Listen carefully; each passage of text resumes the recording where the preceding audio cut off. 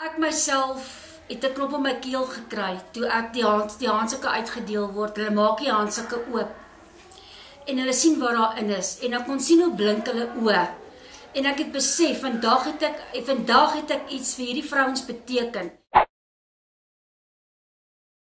2 jaar terug het ek begin met die projek, handsak projek, omdat soveel dames na my toe gekom het en vir my gesê het, en selfs vir my ouers, stel, ek wil ook mooi make-up hê, ek wil ook naels hê, en die kindertjies, selfs die kindertjies met 'n Q-Tex in hulle naels sit, tot ek besef, daar is meer as groot krisis vir hierdie dames.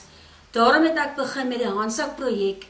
Binne in die handsak is daar Q-Tex remover, 'n speeltjie, oorstokkies, lekkerryk dingetjies, seep, 'n haarborsel wat vir my iets is wat by my huis lê, maar hulle kan nie hulle hare borsel nie.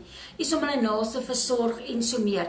So dit is 'n projek wat ek vir 2 jaar hardloop en ek wil graag meer te doen volgende jaar. Meer groter uitreik na my moraal is vir 200 dames, nie net 100 of 50 die jaar nie, 200 dames wil ek asseblief dit doen.